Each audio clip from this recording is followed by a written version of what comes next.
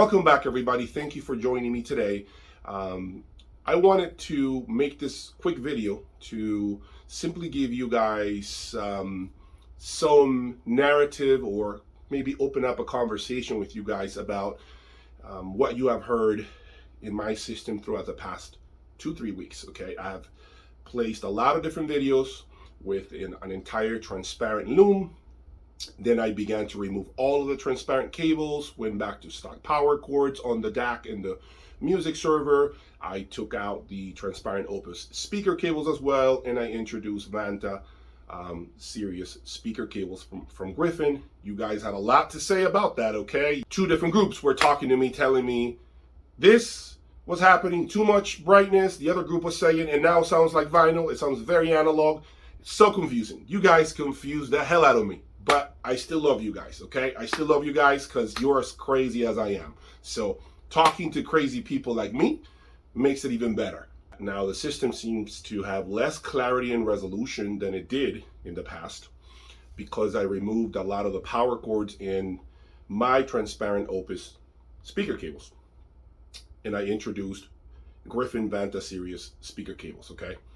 So what I'm trying to do now is leave the Vanta Sirius speaker cables from Griffin, but I added back the transparent Opus power cords on the MSB Select 2 DAC. Now remember, this DAC takes 2 power cords, so I've added 2 power cords, okay?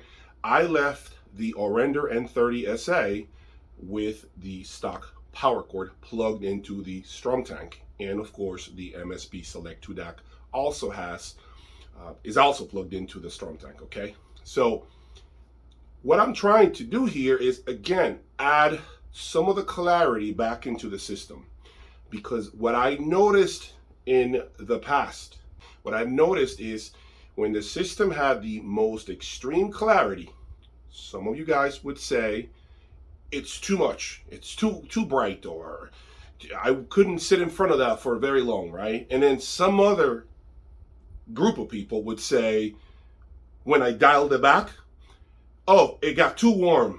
It lost all the resolution. And then that other group that complained about the system being too bright now claims that the system sounds more analog-like. Okay, so you see how it is not an easy thing to do here, right? Because on one hand, I have a group of you guys who are that you guys are suckers for clarity and extreme resolution. But that other group is complaining that the system sounds just too much. It needs to be mellowed out a little bit, okay? So when I mellowed it out by removing a lot of the transparent cables and using stock power cords with Griffin speaker cables, that camp now said it sounded a lot more like vinyl even on the comment section, or more analog, okay? So this is an interesting conversation so you guys can understand why the audio world will forever ever continue, okay? Because we have differences of opinions. There is no standard set anywhere. There is no book that teaches us what the real recording sounds like or should sound like. What is it that we're seeking? What are we after? What do we want? Who is the God that says the recording needs to sound like this because there are parameters or standards set somewhere, okay, and we need to follow those? They don't exist with audio, okay? That exists with television, with certain broadcasts, right? There's like a standard broadcast. I don't know what that is, okay? I don't work in television, but there are some standards set with video where they come out and they calibrate the colors, and you know, they have to have a certain amount of brightness and whatnot, and they put machines. They did that to my projector, by the way. I paid somebody to come out with special equipment to calibrate the projector to what is considered the standard, okay? What should be like the THX, okay, standards, if you will. There is no such thing with audio, okay? So there's never going to be a perfect balance. You're always going to have people who will not like what others like, and vice versa. So our job is to simply build a system for us. At the end of the day, what matters is what you really like, what you enjoy, not what the rest of the world cares about. And last but not least, notice I am tinkering with my own system. So I'm only trying to present to you variations of what I build here in the room. I'm only trying to show you guys what can be done by swapping out cables or components, and the result that comes from perhaps adding a STROMTANK or a different amplifier, okay? So I'm only trying to beat my own system. I'm never competing against anybody else out there. I don't care to compete against any other system. I'm only doing my thing in here and sharing it with you guys, because at the end of the day, what matters most to me is that I transfer this knowledge and this passion that I have for audio, and that I share it with you guys wherever you are in the world, wherever you guys reside, okay? And I understand YouTube compresses a lot of things, but I think you guys get a good idea of what happens with the sound. You guys get a good representation of what could be taking place in my room. Last but not least, before I forget, something needs to be said about extreme clarity. That system and that presentation that I had a few weeks ago, where I called it my all-time best, that video where I really went out and said this is my best sound, that indeed is the craziest sound in the room. However, you can't really put the pedal to the metal with that system. With that setup, with those cables, that combination, you cannot crank it hard, because you're not going to last very long in the room, okay? And there is a lot of conversation about, well, live sound, live music also has a certain threshold. Once you go past that in terms of volume or loudness, it also becomes uncomfortable. So even natural sounds are supposed to have a certain sweet spot when it comes to volume levels, okay? You can't just crank up the system louder and louder and louder and expect it to sound just as amazing at a lower volume as it does at a moderate to low volume level.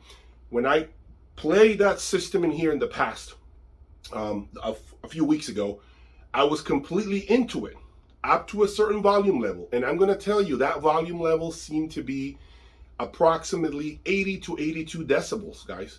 Okay, 80 to 82 decibels. The system was sounding phenomenal at that particular volume level, but once I got up real high, really high, guys, maybe like 87, 88, it was not comfortable, guys. I couldn't sit here more than 20 minutes, 25 minutes. That was it. After that, turn it back down, a little more and a little more, until I got within that 78 to 82 average decibel level. So if you are a believer that a system should sound amazing at any volume level, I believe that at least me, this man right here, hasn't heard a system that sounds amazing at all volume levels, because there is also the conversation of the room interaction when you overload the room with too much volume. Even if you have a room treated, and of course I have treatments in my room is treated, I do believe that the room begins to play a part. The room begins to add its own coloration or distortion or what have you. Okay, so there is that sweet spot, okay? And I think that you guys need to begin to understand the importance of identifying your sweet spot for your system, okay? Because if you, for example, are a loud listener and you love to crank things up, I just don't see you liking that extreme resolution that you heard through my system a few weeks ago at 100 decibels. I just don't think anyone will last. There's so much coming at you. It's like an AK-47. It's impossible. 20, 25 minutes, you're tapping out. Okay, you can't handle that volume level, you know, with that extreme resolution. So I think kind of dialing back the system a little bit, right? Kind of like, you know what? I don't need that extreme resolution, so I'm going to take out some of these cables, add maybe cables that are not so revealing to dial it back, so that you can go ahead and raise your volume more and you're not getting punished. You still get a taste of some of the detail, but you're not getting the full scoop as you would with more revealing cables or electronics. So, you know, I've learned that the more revealing your system is, to me, what the system accomplishes when you do that, when it has more clarity and more resolution and it's more nuanced, I feel like you don't have to drive it hard to get everything out of the music. I feel like now you can play it at a lower volume level get everything out of the system, hear every minute detail out of the system, out of your music, and be completely satisfied. Absolutely no need to crank it up anymore. You do not need to be punishing your eardrums. You do not need to be in pain, essentially, okay? So that is the beautiful thing about having a very clear and transparent system, that you can just touch that volume level a little more, a couple of clicks, and then you're going to find yourself listening to music at lower volume levels than you ever did in the past.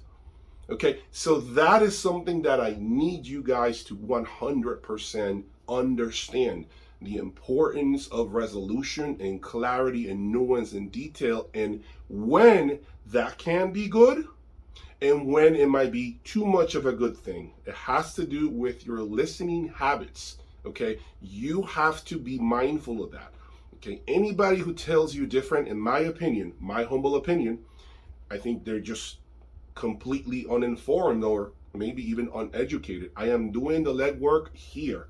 I am trying everything you can imagine. You see my system. I don't want to go over it. You guys know what I'm talking about, and I keep finding myself with the same problem. At up to a certain volume level, I can't sit here. I just find my ears getting a little tired and fatigued, and I have to start taking back the volume and saying, you know what? I almost, to be honest with you, you know what? I'm going to be very honest. I actually have to turn the music down, leave the room, go watch a movie inside, or play with my daughter for a few hours, come back in so that my ears get a couple of hours of rest, and then reset, and then begin again with the listening session and find again that volume level. When I record music for you guys in here, I am doing it at approximately 78 to 82 dBs, average decibel levels for the most part. So keep that in mind when you're listening, okay? And I'm trying to make sure that the microphone is also with the proper gain so that it doesn't clip. Sometimes, guys, that can happen, but that has to do with the song, because remember, I play 3, 4, 5 songs. They all are recorded at different volume levels, which again, it proves my point. There is no standard as to what volume levels, where should each song be recorded. So they're all over the place. So when I record for you guys, I try to keep a proper balance of that gain, but sometimes that next song is a little louder or has peaks. And when those peaks hit the microphone may clip and it sounds a little edgy or in your face at that moment, but it could be the microphone and the gain that I have selected. So it's a very difficult balancing act that I have to do when I record here, but I do the best I can for you all. And that hopefully you guys can get a couple of like tricks or tips throughout my journey and try it in your own systems. For now, I think the biggest takeaway should be that always remember, okay, a system, in my opinion, for the most part, is always going to have like a sweet spot with regards to volume levels.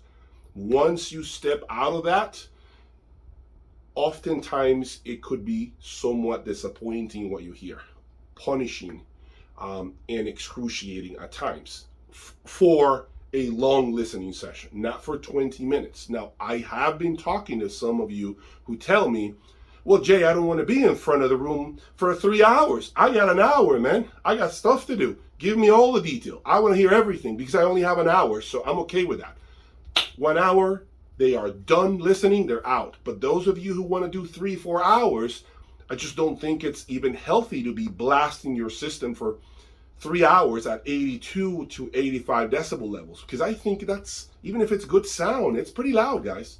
And I'm no ear doctor or anything like that, but I'm telling you, I just don't think that it's healthy. And my ears are the first thing that I keep in mind when I'm listening at volume levels that are, in my opinion, a little too high. If I sit at 78, 79, I'm very comfortable.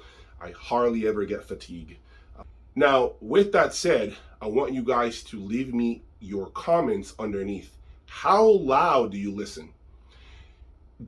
As a matter of fact, why don't you download an app? It's called Sound Decibel Meter on Android, and I think the iPhone has it. when you sit in front of your system today or tomorrow, do yourself a favor.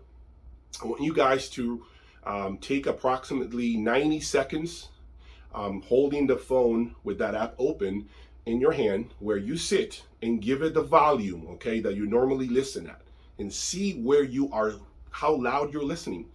That app will tell you over 90 seconds or 2 minutes, whatever, however long you're listening to, the average volume levels. I want you guys to drop me comments underneath right now. I want you to tell me, how loud do you listen to your system? You may not even know, but I think it's important that you understand how loud you're cranking up your music, because if you go too high, you may not be lasting very long in this hobby. And that's not what I want you guys to do. Leave me your comments now. Peace.